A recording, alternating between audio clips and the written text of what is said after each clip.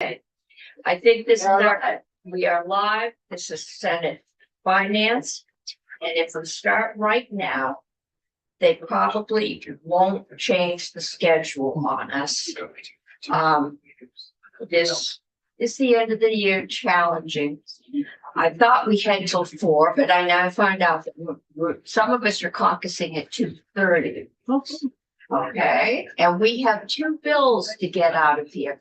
One is the miscellaneous ag. And I had the tax department coming to talk to us about the capital gains and exclusion. But and I don't know if we're going to have time to get to them and do any justice to cannabis. So my proposal, since the chair of ag said, oh, all of that was just an add-on from the senator from economic development. That was the no capital gains if you sold your piece of your farm to a family member or employee and excluding the first 10,000. That may be something good to put in an economic development bill, but we just don't have time to figure out the fiscal impact. So I thought we'd just take that out. I think the rest of the ag bill is nice and clean and get it out of here. If economic development wants to do that as part of one of their bills, but I don't believe they've vetted it either. We talked about it, but Yeah. I don't think we talked about it extensively. Okay, so I think we can do that.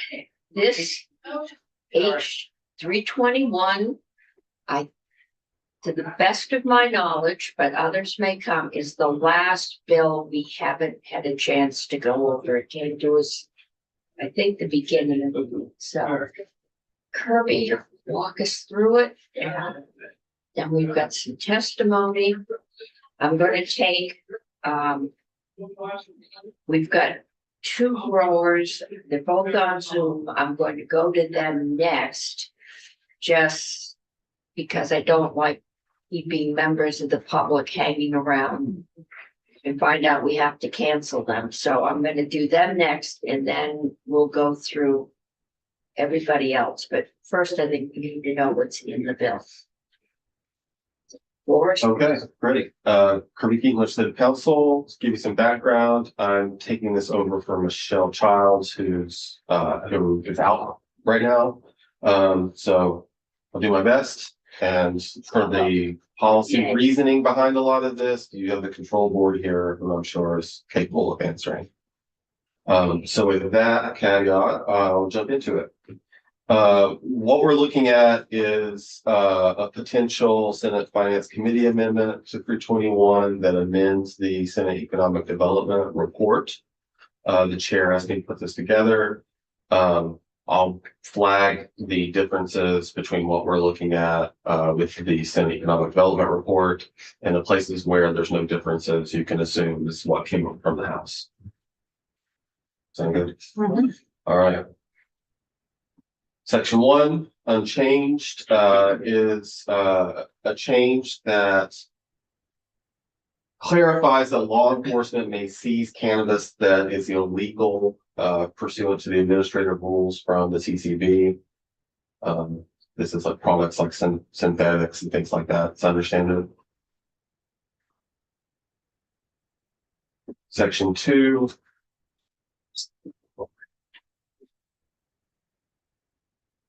Has some change relating to fingerprints. It permits the CCB to receive the 50-state fingerprint supported criminal history records from the FBI. And I think there's some background there about the board having trouble accessing that in the past without this language. Section 2A is a change from economic development. It's included here.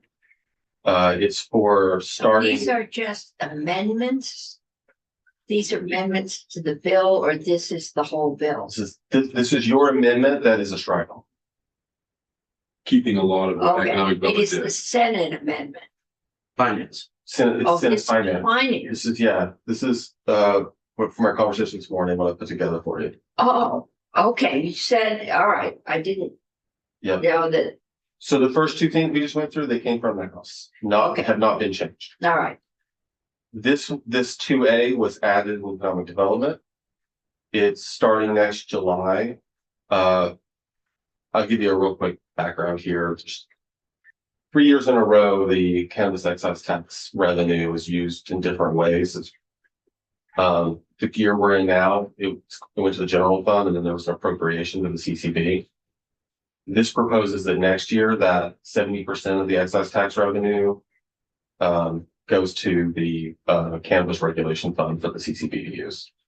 okay, and that is. So instead of going to the general uh, fund first. Discussion, well, I guess. This will go to appropriations right after here, so they have some thoughts on that, Yeah. but we I don't would have to imagine. do it. All right, So this is the only section we're looking at that's going to be effective in the future. The rest of it's going to be okay, this July.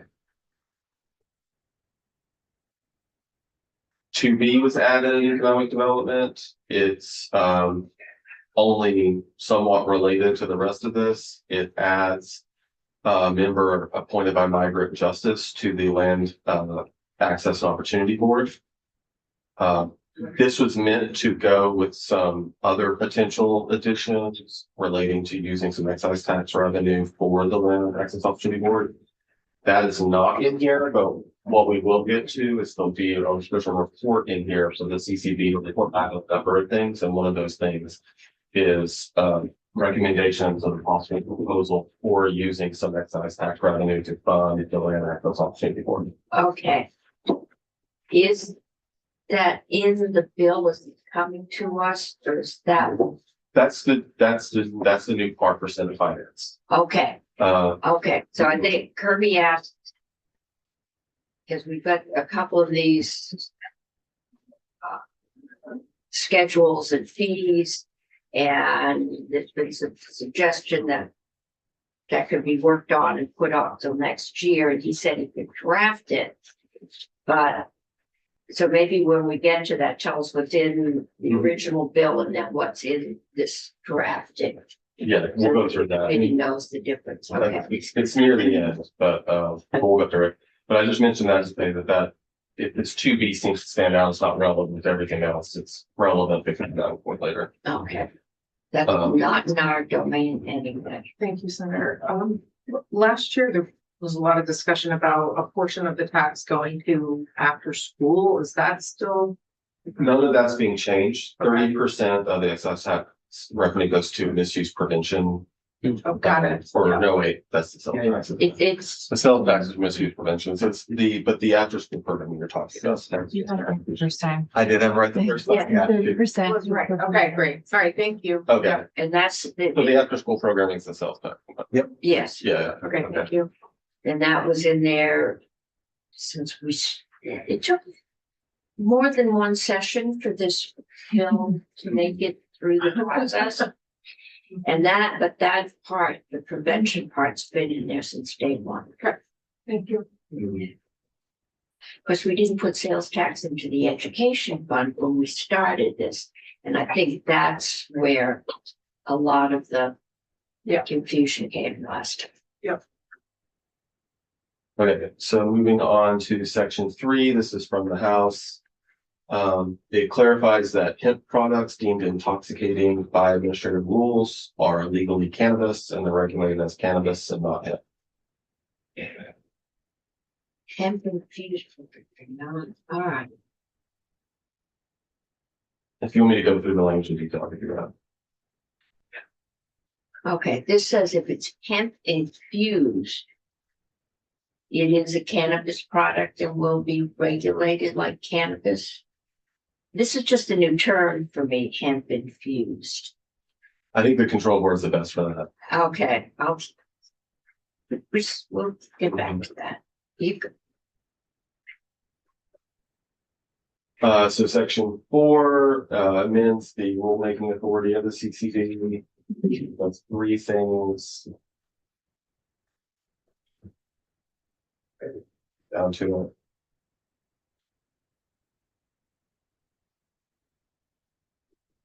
So it establishes licensing criteria for changes in ownership, control, or location of a cannabis establishment. What you have there.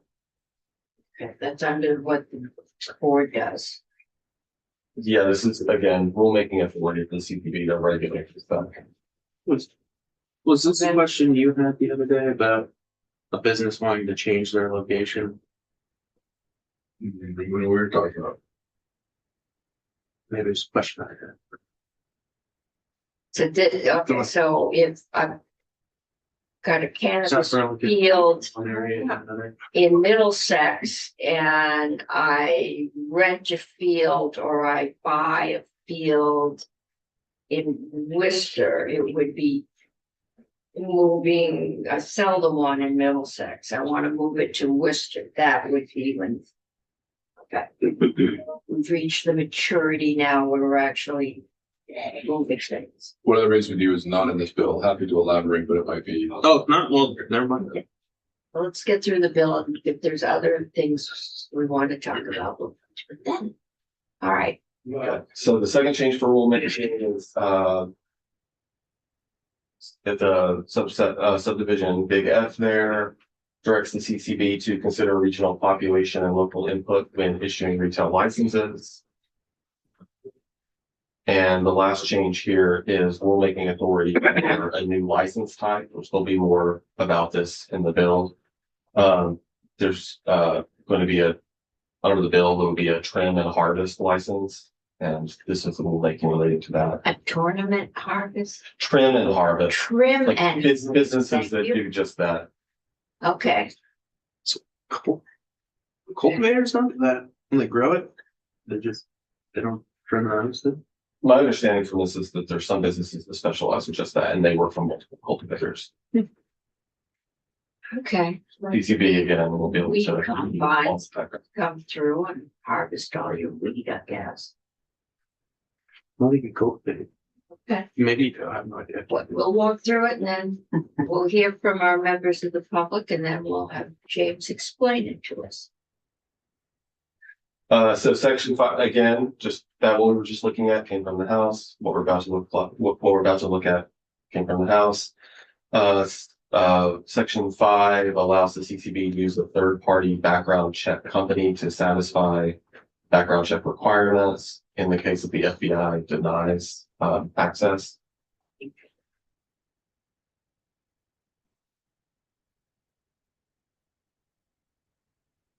Section 6 removes the statutory requirement that the CCB issue a temporary employee card while it processes an employee ID application. I'm just learning about this myself. I didn't realize all the employees had to have little cards. Okay. That's what this is about. Section 7 allows the CCB to issue temporary permit to operate a cannabis establishment in the event that the owners of a license are unable to continue operation due to incapacity, insolvency, dysfunction, or abrupt closure. The chair mentioned a moment ago, we're getting far along this process, and now we're getting to the part where businesses are having unique events happen, and this is to account for that. Didn't think of that, but now it's. Regulating the closure of a business. Section 8 is part of the trim and harvest service license type. It authorizes the license type to operate at multiple locations, as Senator Mattis was asking about, these businesses would operate for more than one cultivator, so they would move around, so that would be against the rules as they are. So we are reaching the point where we actually are seeing some specialization in support services, harvesting. All right. So this is a change to make that allowable.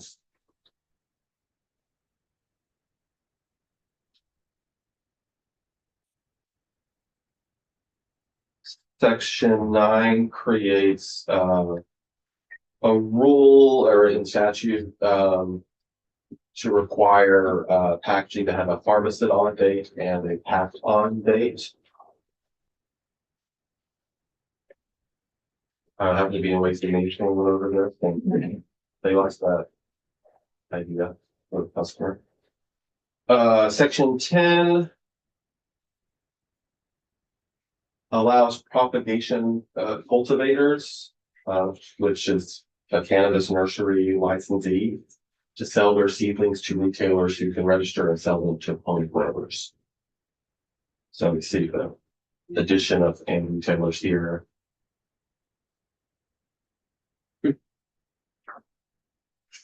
Section 11 is more on the trim and harvest license.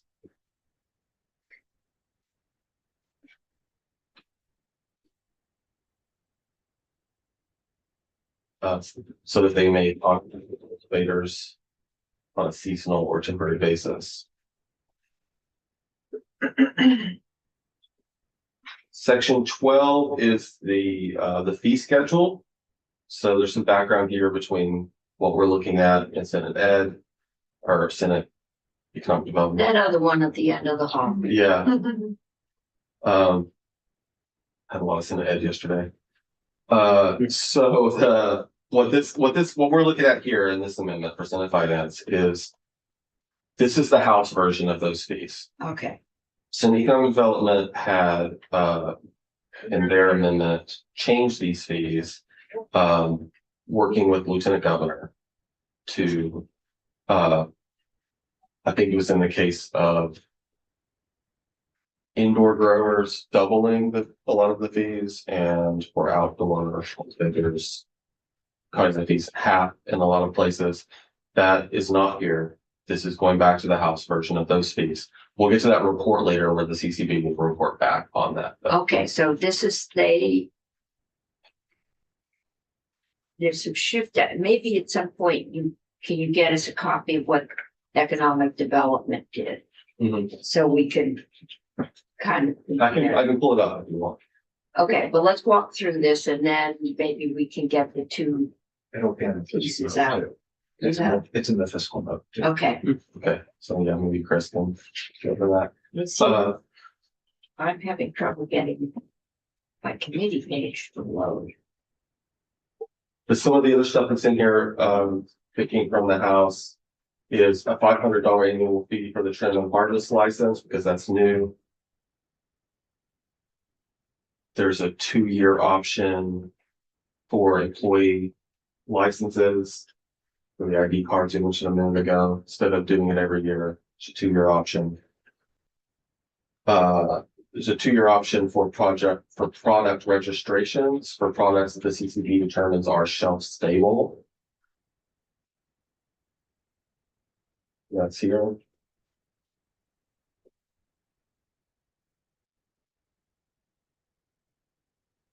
And this big B that's struck through is eliminating the intent to apply fee, which I think related to when this first became law and businesses were setting up initially that their intent to apply, and that's being proposed to be dropped.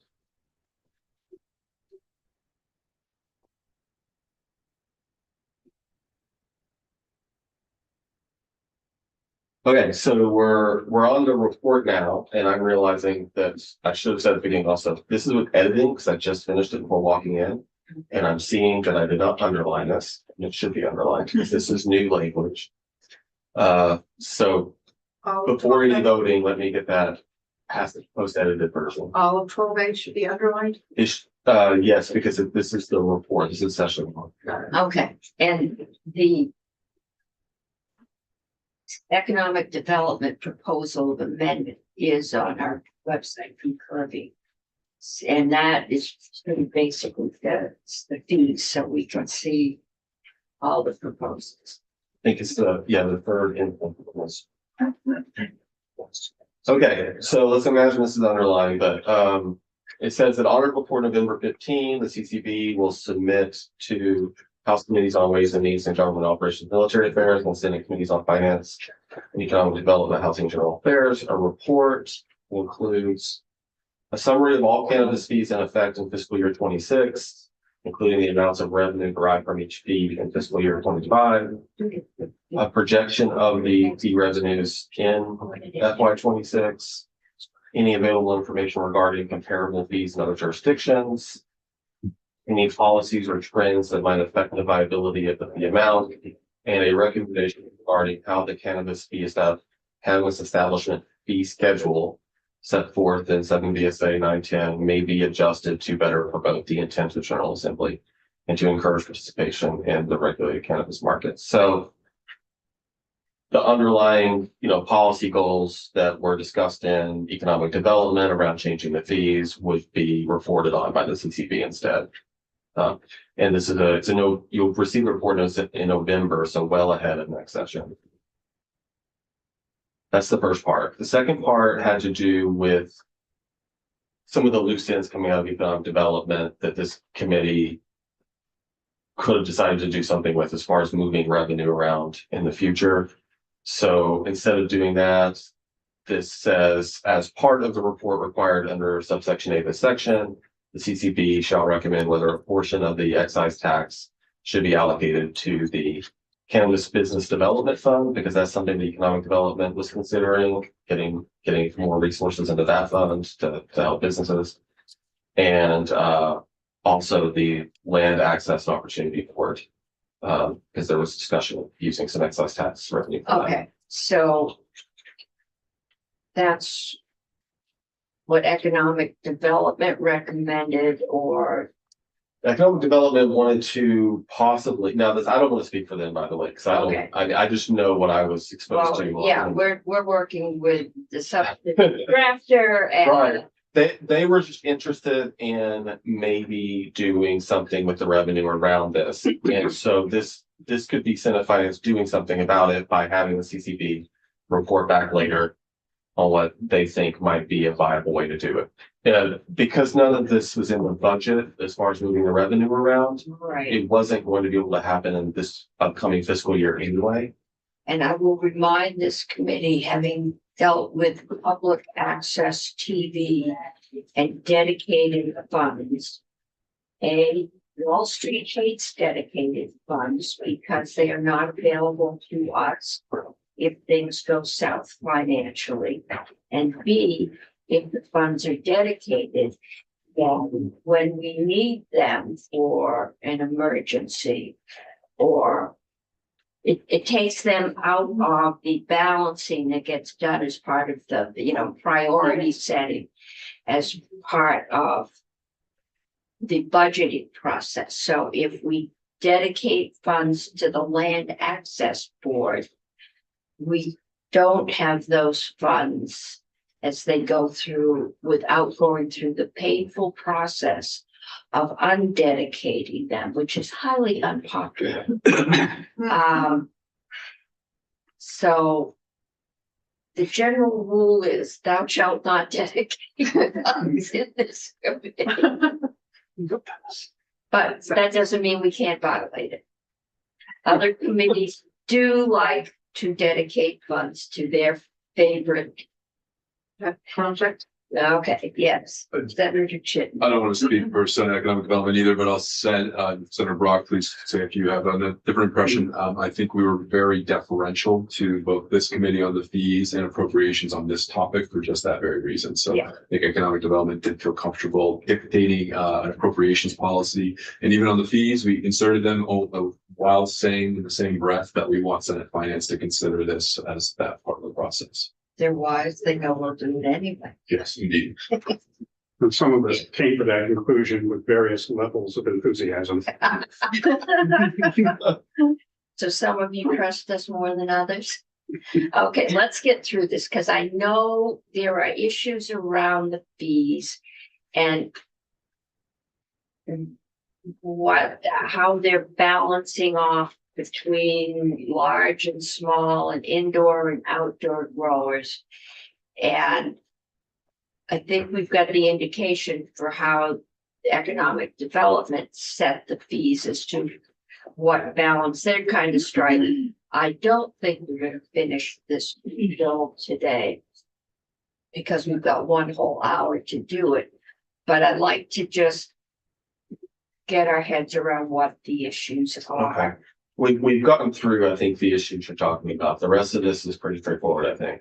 So we've got, and whether money goes to appropriations and then comes out, whether money goes somewhere, maybe to appropriations, that is similar to DFR charges, insurance, licensing, and many fees that we have on occasion, like last year we gone to raise some extra money.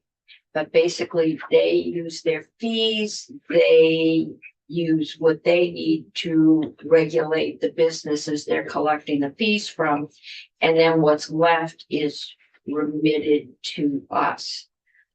Other funds come directly to the appropriations committee and get sent out from there. So those are, Is that like a bill back?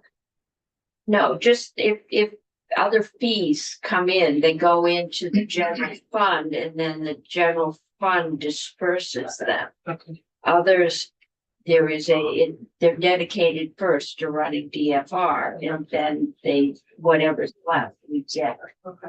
But we don't go in and say, no, you have to regulate less, Right. because we want more money. Okay. We have gone in and said, you have to charge more than we need.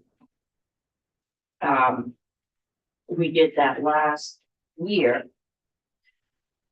to get the cost of living increase for the mental health and home health community-based agencies. Okay, so let's finish this. Okay, so yeah, just a few more things here. Section 13 came from the Department of Taxes. There's a statute on tax administration related to sales of businesses, basically. And then to track the trust taxes that those businesses have in their accounts. Basically, part of this is so the sellers are not, or the buyer of a business isn't on the hook for a bunch of back taxes or trust taxes or something. Yeah. So this no one's noticed until now that the excise tax was not part of that. The cannabis excise tax was not part of that bulk sales statute. Okay, So this proposes to add that to be treated like other things like sales tax. okay, so you don't buy a cannabis business and then, oh, by the way, you owe $100,000 in Mhm. back excise tax. Yeah, and it helps the department also keep track of Yeah, who owes it money. So there's that. 13A is also from Department of Taxes, I believe. These are changes to the definitions for tobacco products and the tax on that. There's clarifying language here for types of nicotine products like synthetics, and then those including nicotine alkaloids and nicotine analogs. The easiest way to explain this is just say VINs. But they're considered subject to problem. The new tobacco product is a pouch. Yeah. And it's synthetic, it's nicotine, but it's not derived from tobacco, so there's. So they're considered subject to tobacco taxes, but this language, Makes it. makes that more defensible. Where do clove cigarettes go? I can't imagine them, but someone told me they sell them at one of my local Oh. general stores. They're not a tobacco. Do we tax them? I don't know. I mean, Okay, I'm pretty sure that like patches and gum are not subject to it, but other things, I don't know. My knowledge. somebody is asked pretty me and I said, I have no idea. Good question. Maybe it's not widespread enough. So are Zins currently taxed Yes. like tobacco? They are, strong. because I thought I remember that language in the vape bill. That never made it to the, What? they are taxed. But they are taxed like tobacco. Okay. I think I know what you're talking about, that there was language. in- Yeah, I'm sure that they right. were covered. But yeah, this is, current law. And departments interpreted this in a way that those are subject, but But this is. they've makes it asked for this Yeah. clarification, yeah. Yeah, just in case it's challenged. As long as this doesn't touch little cigars. Little cigars were a major issue, I think, 3 years running. They're subject to it. Oh, yeah, but it was cigars and cigarettes and the sizes got changed and I got in a lot of trouble for adding a cigar thing to a miscellaneous tax that wasn't, it's a long story, but Huh. little cigars for a couple of years caused a lot of definition, and the industry is very weak on its feet. I think we may have had some size or something in there, and The law does call out little cigars Yes. specifically. I think that we're talking about, But- yeah. fortunately haven't come up recently. It does look like cigarettes are taxed, just. Yeah. Mhm. The what? Okay, So section 14 removes a report by the state auditor regarding the organization structure of the CCB. okay, And 15 adds a position at the CCB for an enforcement attorney. okay, that's That's across the hall. approach territory. And then 15A here was added by the Is this, Economic Development Committee. is this the farmer's market? Something like that. What? Dedicated special event to just marijuana. But or something. That's. Okay, yes, that came up when I was on economic development We're all invited. last year. I'm just was getting a little worried about your regular farmer's market, because I could get quite a buzz on Saturday morning, just doing the same, walking through the farmer's. And my understanding is in this case, there will not be consumption, I mean, it's just a lot of alcohol at the farmer's market right now, and if you add cannabis to it, I don't know that I'd want children there. It'd be a separate event. Yeah, so, So yes, this creates a pilot, allowing up to 5 cannabis, showcase events to be permitted by the CCB. So a lot of information here about the issuing of permits, the, people in charge of these. I'll leave it to the CCB to give you all of the details, but, this is a, it's a pilot program. This is not being put in statute. It's just, something that can be done over the next 2 years, I believe, until just December 31st. wasn't that long ago, we were doing tasting events for liquor. And Mhm. and all the regulations about, Mhm. remember this committee owned a general store and everything he had to do to, and he also had a liquor store. And in a state store inside his general store. When I was at Department, I said to work on the taxation of free samples of liquor, those things, that was controversial at one point. I was told one year that I had to remove the sales tax from the toothbrushes that a certain senator's brother gave his, and was told that got into the whole samples tax, and that the samples tax is a significant amount of money. There is a tax if you go to the cosmetic counter and they give you a little package of hand cream or face cream or whatever they throw in your bag, there is a tax on that. It's the use tax component of the sales and use tax. Yes. Yeah. And it adds up. And apparently it's the same with the toothbrushes and toothpaste and dental floss and whatever else the dentist gives away. Okay, So that's the showcase, and I'll leave the fine details to others for that. Section 15B is on the cannabis retail sales report. So the CCB will, this relates to the events we were just talking about, monitor and evaluate events, and then report back on how it went. So we have the fees. And yeah, the only thing left is the effective dates. Everything's July 1st, 2025. I think I mentioned that, except for that change in the excise tax revenue, which has to be next July to start that, because this upcoming fiscal year is already accounted for and it's going to the general fund. And we're gonna leave that to a pros to deal with. So we are going to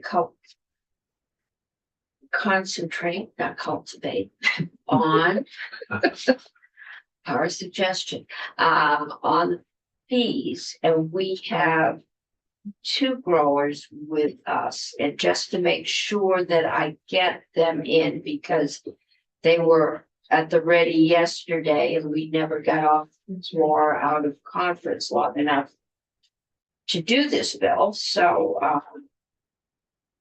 which I thought we were gonna do, but then they changed the floor again. So I'm gonna go down. I've got on the agenda, I've got Sam Bellavance. And Sam, are you up there? Did we get Sam in? Yep, I'm here. Can you folks hear me? We can hear you just fine. Welcome to the Senate Finance Committee. We just ask you to identify yourself and then tell us a little bit about your business and your take on the fees, what you know, how you think they should be set and what's going on, because we have not, we're just starting on this bill. So we're just, Sure. So, which is probably a good assumption. sure. So, my name is Sam Bellavance. My family has a dairy farm in Alburgh in South Hero, Vermont. I started growing hemp on our family farm in 2018 and received a cannabis cultivation license in 2022. We're an outdoor cultivator. I'm currently a tier 5 outdoor cultivator. I also have a manufacturing and a retail license. We have a retail cannabis dispensary in South Hero as well, called Lake Effect, Vermont. And yeah, I mean, I think really what I would like to highlight with my testimony here, before we dig into the specifics of the fees, is just to educate the committee on the economic impact of cannabis in this state. I know that there's a lot of really big pressing issues in Montpelier right now, but just a couple key figures to start things off here. So right now, there's currently 1,200 active employees in Vermont's cannabis industry right now, starting at 1,200, might be a little bit higher, but that's a conservative estimate of how many people are working in Vermont's cannabis industry at the moment. There's hundreds of independent small businesses that are operating in this industry. And in 2024, we generated $8.1 million sales tax revenue and $19.7 million in excise tax revenue. So just to start things off here, cannabis is a key part of Vermont's rural economy at the moment. And I would say, generally speaking, it hasn't quite received the attention that I believe it deserves from the legislature.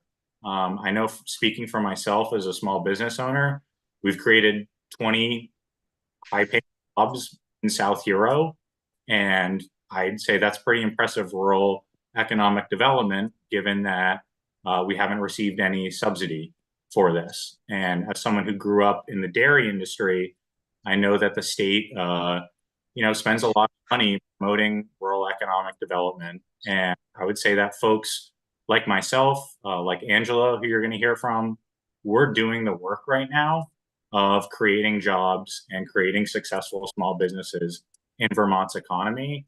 And we're generating tens of millions of tax revenue for the state. So I think when we look back at this fee question, we should ask ourselves, okay, these are small business owners who are generating the economic activity that we want to see in Vermont. We want to see value-added agriculture. Now, when these business owners are advocating, hey, instead of a $50 for a 1-year product registration fee, could we have that be $50 for every 2 years? Could we look at some of these outdoor cultivation fees? Are they too high? We might want to reassess them. What about our small tier 1, 2, and 3 indoor cultivators? They've done a tremendous job in Vermont, working with organizations like Efficiency Vermont, to have some of the most sustainable indoor grow operations in the state. Should their fees be reassessed? Should we be looking at the medical ID cards? Right now, it costs $50 to get a medical ID card in Vermont for medical cannabis. A lot of these patients are on fixed income. They might just be living off Social Security. So $50 is a lot for them, but for the state and the general budget, do we really need to be collecting that fee off of, a fixed income senior with a medical ID card when we have an industry that's creating over $20 million in tax revenue for the state each year? So I'm happy to answer any specific questions on the fees, but I would just say big picture, and I know we're more than partway through the session here. I really would like to see more engagement from this committee as well as other committees on cannabis as economic development in the state, because I think we're doing a great job. And, I think there are very few people in Montpelier who've really tackled that. And I know the Lieutenant Governor, I agree with him on every issue with cannabis. I don't. But I will say that he's one of very few people who takes cannabis seriously and has treated our industry with respect and understanding that we have a part to play in Vermont's economy. So I would just ask that more folks engage with us. I'm on the board of the Cannabis Retailers Association of Vermont. We would welcome anyone on this committee to join one of our association meetings. I'm sure everyone in this room has constituents who are small business owners in your districts. I would encourage you to meet with them, learn how many people they're employing, learn what are they paying in taxes, and learn what are the pain points. Are fees a pain point for them? That might be a great way to help them. So I think that's my overall general take here. Cannabis is generating a lot of economic activity for Vermont. And I think there's a lot more work that can be done, whether it's assessing fees, whether it's assessing other parts of the industry to really support things. Because I know, this will be my last comment here, with dairy, we would work very closely with the Agency of Agriculture. And the Agency of Agriculture did a lot of work with value producer grants, with best farming practices grants to support farmers in Vermont. And I think that's amazing work. And I saw how it made a difference with dairy farmers in the state. I think we should take the same approach towards cannabis. I have a tractor too. I have a field too. We have greenhouses too. It's not some completely different thing than farming. We are doing the same kind of rural economic development that dairy farms and vegetable farms are doing. And I think we deserve, frankly, more attention than we're getting. And I invite anyone on the committee to meet with me, meet with my organization, and we're happy to educate you more on the great work we're doing in the state. So thank you for hearing me out and open to answering any questions. Thank you, but thank you for what you're doing. Probably driven by your field. I think what I'm hearing you say is we started out cannabis. I think it took us 4 years or more to decide how we were going to structure it and legalize it.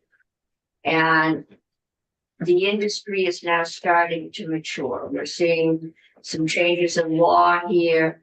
And the suggestion is that we should probably look at the fees and see if they make sense in terms of the economics and what's happening in the industry. And I think that's what we're hoping to do. That's the question. Yes, Senator Gulick has a question. Thank you, Chair Cummings.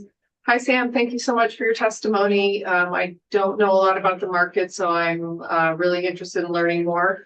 Yeah, I'm Senator Gulg. I live in Burlington, and I wanted to ask you, this is not fee related, so I hope I could still ask it, but a few of my constituents reached out. They're either part of the industry or adjacent to the industry, and they are concerned about what they call the legacy market or the black market. Are you finding it? Is it something that's affecting you? Is it something that you see as a potential threat to the industry? Not for myself personally, no. And I think, you know, by and large, I don't think we should be putting people in prison for cannabis, especially the smaller quantities. And I think there is probably some more work that can be done related to, you know, criminal expungement. I mean, I myself am a grower who, you know, I make a profit off of growing cannabis on my farm. So I'm certainly not going to advocate for anyone facing criminal charges for doing something, especially if these are things that were done in the past. I'd say if there are things, the question is, would you know, taking a harder look at the legacy market benefit the economic development of cannabis in the state? My answer would be no. I think we can give you a list of other things that would be much more beneficial. Speaking to your constituents in Burlington, I think Burlington is in a really tough position where there is a high concentration of retail stores in Burlington. Now, the reason that exists is because this original bill had a opt-in clause for towns. It makes no sense that South Burlington, Colchester, Williston don't have stores, and that's why there's this huge concentration in Burlington. So I think one of the best things we could do in Montpelier is, do we want to, rather than making towns have to opt in, we can still give them the freedom to opt out from having cannabis stores. But can we look at having an opt-out strategy that would open up Williston, South Burlington, and Colchester, unless those towns decide to opt out? And I think that would diffuse some of the sales pressure that's going on in Burlington. And I think that would do a far better job of assisting those cannabis businesses than, you know, taking a more law enforcement strategy. Thank you, Sam. I appreciate that. So Sam, thank you for that. And one thing that has come up, and I know it's not in this bill, but it is very germane to it. It was a discussion that I think I want to take into next session. And if the Cannabis Control Board wants to speak to it, I was a South Burlington City Councilor when this was legalized, and there was advocacy for this to be opting in South Burlington.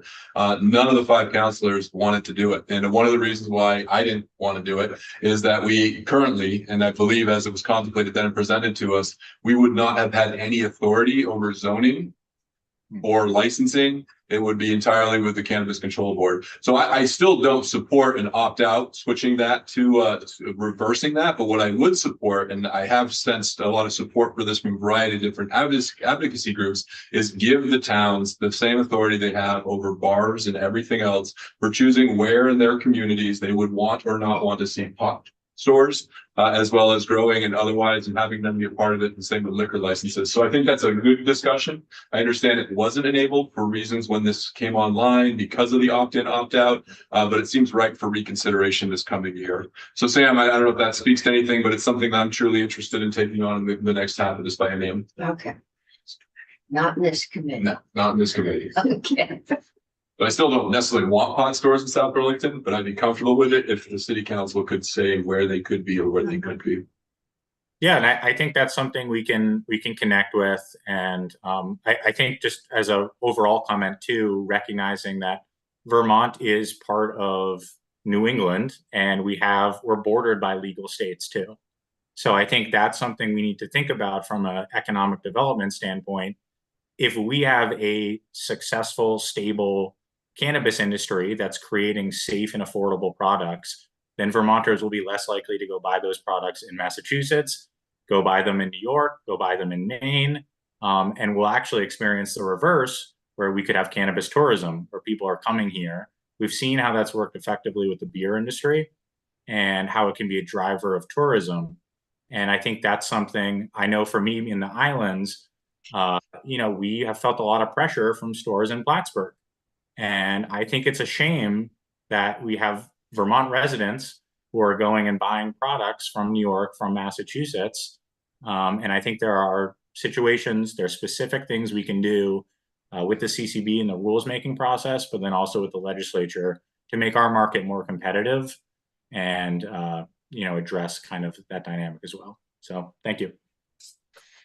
For just so I understand, you are a grower, retailer, and you also produce product, right?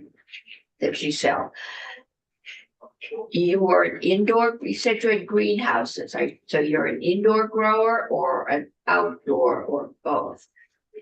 So I'm an outdoor cultivator, and we start the plants in greenhouses, but then they're grown outdoors. So it's similar to what you would see with traditional vegetable farming, where farmers will start them in greenhouses March, April, May, and then May, June they're transitioning out to the field. You are growing under lights all winter kind of thing. No. Okay. Questions, committee? All right, thank you. That's helpful. We are on a steep learning curve in here. I'm gonna go to Angela Payette. Angela, are you up there?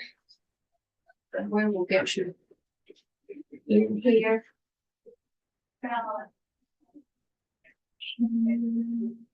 She's still here? She's still here. Can you hear me? We can hear you, yes. Oh, great. Okay. So my name is Angela Payette. I'm one of the co-owners of Forbin's Finest and Forbin's Reserve. We have an indoor tier 3 cultivation company. And at the same location, we also have our manufacturing and our retail. We have been we were licensed, I believe, in July, in the first licensing wave. And I'm here primarily, I guess, to talk about the fee structures. The floor is yours. So my limited understanding, I was kind of pulled into this in the last few days, is that the intent is to cut in half the outdoor fees and double the indoor fees. And I recognize that there are some stark differences between the startup. Okay. I think that is a proposal that is floating out there. This committee is just starting and it is our responsibility to set fees. So why do you tell us how you see this? Basically what you think should be the emphasis on the fees. We've lost her. We can't hear you if you think. I'm sorry, I'm driving my dad back from Florida. So we're in South Carolina, I think. So I'm doing this from my cell phone. So I apologize. Is that any better? Can you hear me now? Oh, we can hear you. Yep. Yes. Oh, okay. You can hear me? Yes. Okay. Differences go. Our startup cost was because we were really self-sufficient and able to do most of the work ourselves. Our startup cost was about $700,000. Each one of our grow lights is $1,000, and we have 75 of them. We have at least $50,000 worth of HVAC equipment, and that's just for the equipment alone. And if you hired a professional electrician, which you have to do, the costs are just absolutely astronomical. Luckily, we were able to come up with as environmentally conscious growing operation as we possibly could. We are able to reuse about 80% of our electricity. Excuse me.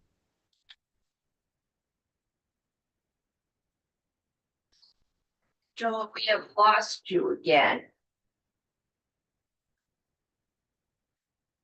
Not sure how to keep you. Can you hear me again?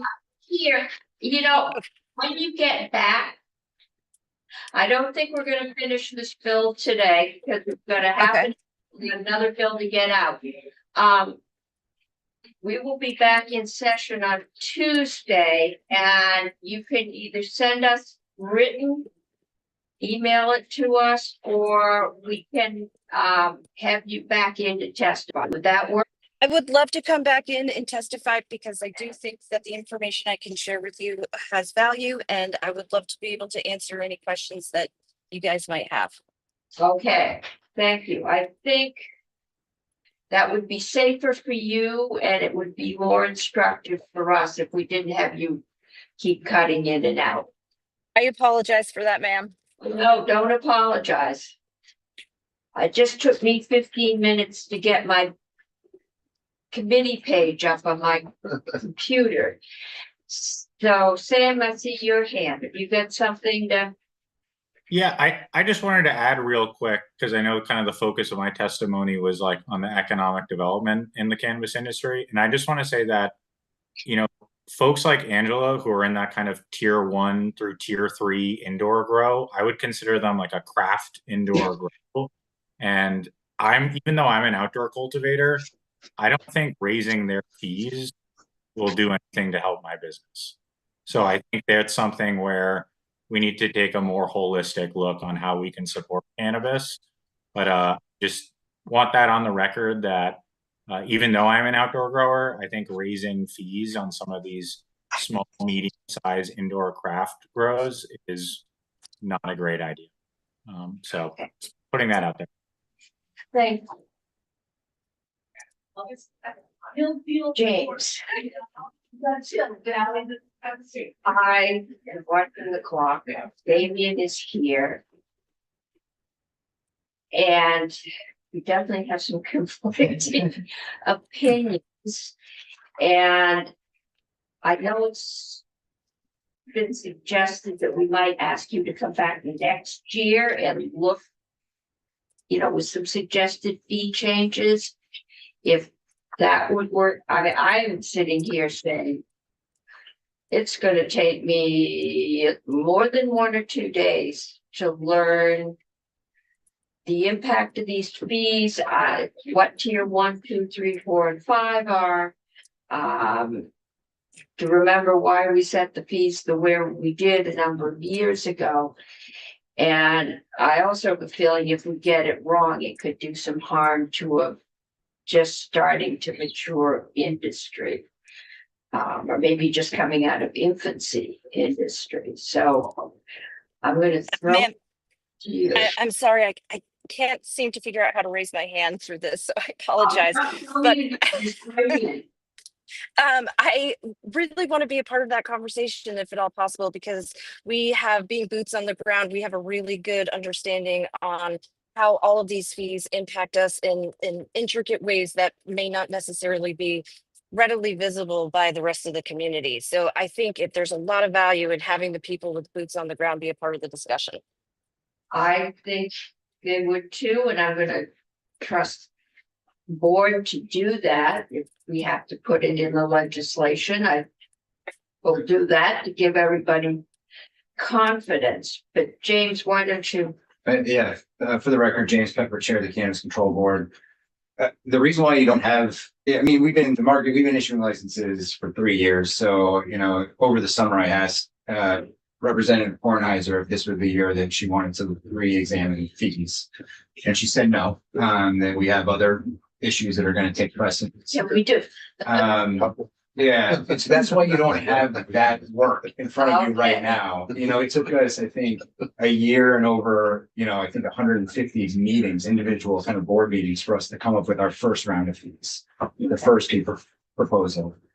And I don't think it'll take us the same to do it again, because we have actual data and numbers, and we have, you know, we can kind of assemble the people that would be impacted by any of the fee changes. But I think taking a more comprehensive, holistic look at not just the cultivation fees, but the product registration fees, and, you know, how those are calculated, the employee ID fees, and just from kind of beginning to end of this process makes a lot more sense. And that's why there's this kind of substitute language around doing just that, is looking at all the fees that we have, how much money they've brought in the past year, what we project them to do next year, comparable fees from other jurisdictions. So you can kind of see how Massachusetts and New York and other states do fees in cannabis. And come back early enough where you guys can really take a hard look at this and take the testimony that I think would be required to do this right.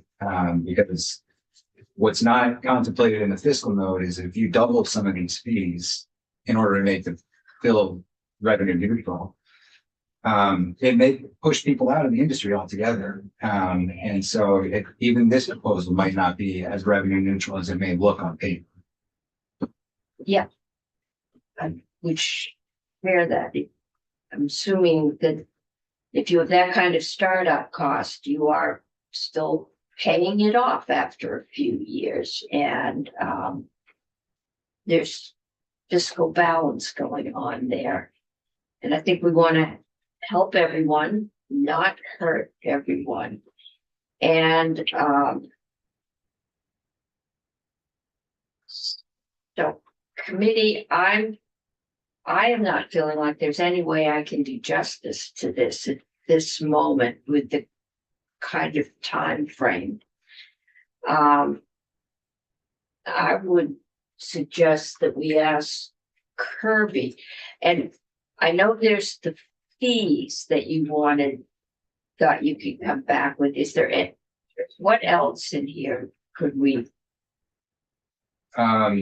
So the areas that I've identified that, you all need to weigh in on one way or the other are the $500 fee for the harvest and trim team, which I'm happy to talk about the purpose of that.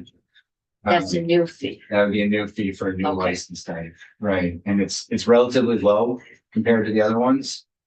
But it also offers a really critical service that has started to kind of sprout up naturally, just in an unregulated way. Yeah, And we'd like to kind of bring them under the umbrella, just given the kind of, these are seasonal workers that are going from farm to farm to farm. They have really big concerns around biosecurity and actual just physical security of the farms that they're going to. They're very much involved in inner workings of them. okay. And so getting them a license and kind of getting them some minimum standards in place for them is important. But they are offering a critical service. So if you charge them kind of an astronomical fee, they're just going to keep doing it unregulated. Okay, yeah, There's the 2-year option for employee ID cards that, the fiscal note will show that it changes the timing of revenues coming in because it's kind of like a registration for your car. You can pick the 1-year option or the 2-year option. The fee is the same. It's either $50 or $100, depending on which option you choose. So you may front load some fee revenue by moving to that as you system. brought that 2-year cycle. Yeah, but over the 2-year period, it'll be probably the same. It's more convenient to For not all- have to remember that you're supposed to get your car registered every July. Right. You can do it for several months. Okay. The same on the product registration. You may not have known this, but every product that's being sold in Vermont, every legal product, If you could clarify that. the people have to, the cultivators, licensees have to submit to us the testing results, the package that they're going to put it in, how they're going to kind of, the branding that they're going to use to make sure it's compliant with their advertising laws, make sure it doesn't kind of appeal to children, et cetera. That's good for 1 year. And the industry has asked for a 2-year option here, and they give you the legislature gave us in this proposal some flexibility to say, well, actually, certain products aren't going to be shelf stable for 2 years, and they need the 1-year product registration. So that's that. Again, they're not having the fee; they're not cutting. And this stuff this is all in the bill. It's in the bill currently, and it's in the fiscal note as well. Is the funding formula. Happy to talk about that. I think you wanted to send that across the hall. I think the funding formula is going to go across the hall Okay. because that's, Yeah. I would love. I don't think there's any way we're going to get this bill out of here today. What I'm looking at the members that are on economic development that have had the time to deal with this. I'm thinking of asking Kirby, James, to draft us up a bill that would remove the fee, keep all of these fees, but the grower tier 1, tier 2, all of those fees to ask the board to consult with everybody and come back and bring us a recommendation. I think, Madam Chair, that might be sort of what Kirby tried in that language we walked through, Yeah. but I agree, we probably want to move to 484 and come back to this next week when we're Yeah. ready to take on pot or do some more pot. Well, I think the one issue that we heard on a recurring basis, though, in economic development was that unless we act reasonably quickly with respect to fees, particularly for the outdoor growers in the lower tiers, there aren't going to be many of them left because they're going out of business because this is not economical, and part of the reasons is fees. And the chair could probably describe that's the kind of testimony that we heard there, the concerns. Yes, I mean, I think, you know, you asked me in the economic development, is this the John Rogers fee proposal fair? Mhm. And nothing about cannabis is fair. I mean, there's no way that you would charge kind of 4 or 5 figure fee amounts to Mhm. people that are putting a seed in the ground and, you know, Mhm. cultivating. Sure. You know, that being said, this is a Schedule 1 controlled substance. There's a lot of regulation that needs to go into making sure that there's no diversion, inversion, that there's no illegal pesticides, like, you know, all the everything else. So, the rationale was for doubling the indoor fees. Well, the rationale to kind of immediately do some emergency relief for the outdoor cultivators is to cut those in half. Mhm. And the only way to make that revenue neutral, because the budget is already out, was to double some indoor fees. So, I mean, is that fair? Well, as I say, that was the issue, and of the larger folks, the people who are described as the out of state mega operators did not testify. We didn't hear from any of them. We Okay, heard from the small people who claiming they were being hurt and they're going to be out of business unless we do something. And that was the testimony. okay, And there was ample time to get plenty of testimony. but this bill just got to us this week. And I know. don't have ample time to do that justice or to hear it. I mean, I don't mean to sound callous to that group Yeah. of folks, but, you know, an outdoor, 75% of our cultivators are tier 1.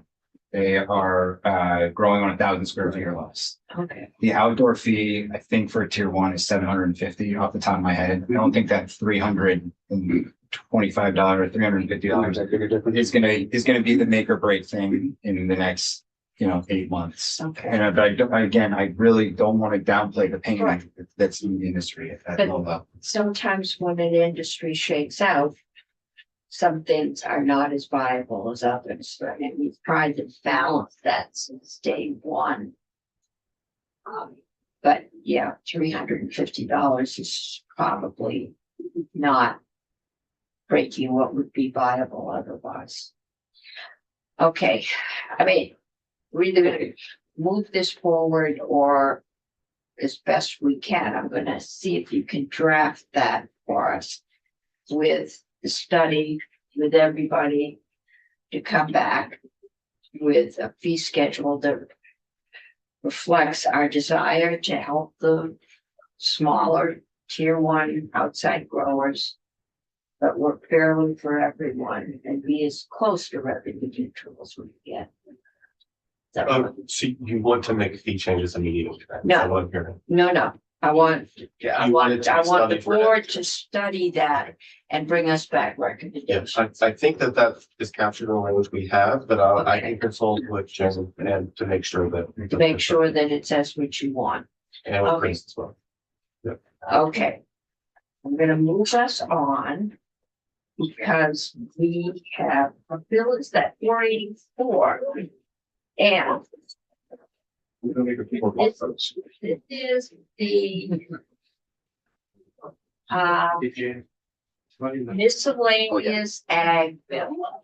Everything in there that was ours was the capital gains exemption if you sold the farm to your employee or your family member, the exemption for the first $10,000 in farm is provided you make less than 25,000.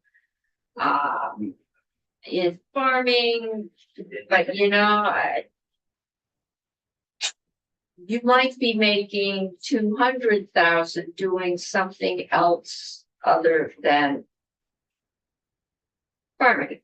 So the testimony from the chair of agriculture was that was added at the last minute of a request of a fellow senator, that it hasn't been vetted by economic development.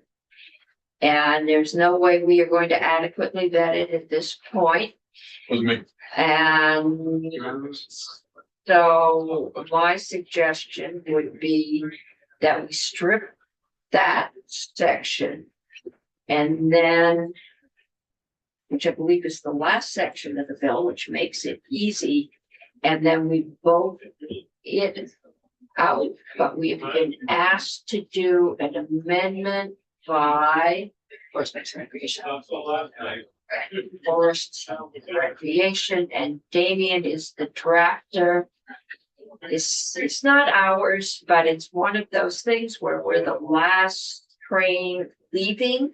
And so if it is truly, we're not going to get in trouble with either agriculture or anyone else. This is probably something we can add on. So Damien, tell us what it is. Great. So for the record, I'm Damien Leonard from the Office of Legislative Counsel. To give you a little bit of background on the amendment, in 2016, we updated the Administrative Procedure Act to require the Secretary of State to publish it as a code of Vermont rules, which you can now access online. They put all of the rules in one place. Before that, they've kind of been spread out among the agencies. As part of that, we added language to the statute that says, on July 1, 2018, a rule will be repealed without formal proceedings. If it was in effect on July 1, 2016, but not published in the Code of Rules, and the rule is not published in the code before July 1, 2018. So my understanding, and I can't speak for the department, but from talking to them, my understanding is that their heavy cut rule, which has been available on their website and is primarily, it's cross references to various USDA standards and guidelines, and then forms that you need to fill out, provide a notice of intent to do a heavy cut. And a heavy cut is just defined as clearing up to beyond a certain point when you're logging.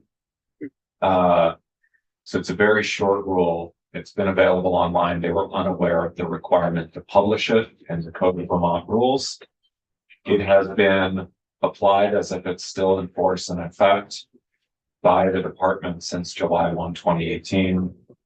And they have not had any enforcement actions related to the rule. There are enforcement actions related to compliance with the underlying statute. As I understand it in the interim time, but so their issue right now is they either have to go through the 8-month process to adopt the rule, in which case we'd be without a rule, or we can retroactively go in and essentially validate the rule for that interim time period. So the language I'm going to pull up here is a proposal to do just that.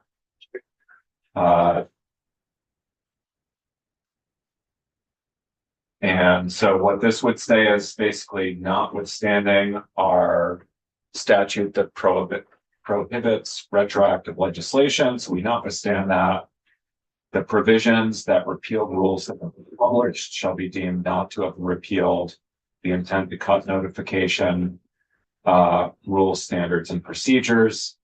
They're called emergency rules, standards, and procedures because when they were adopted in 1997, we authorized them to be adopted as essentially a permanent emergency rule unless and until amended.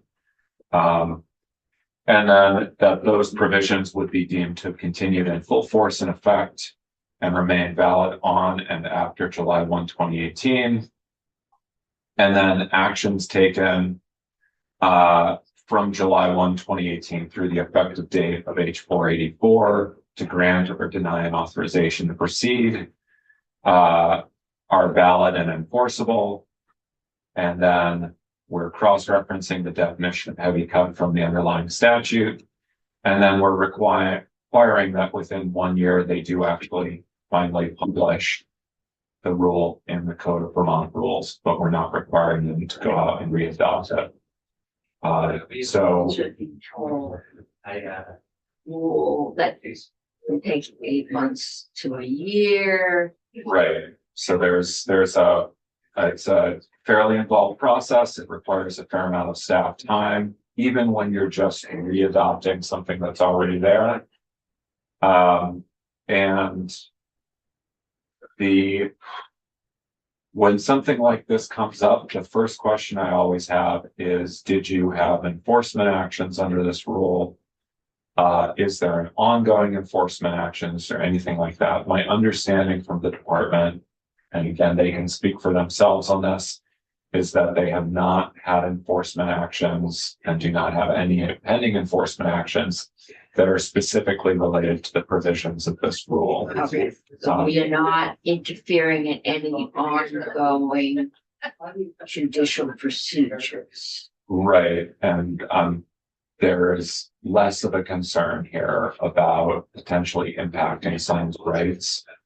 And it doesn't affect the underlying law, which defines what range you can cut in without applying to the department and providing them with this notice that you intend to have a heavy cut.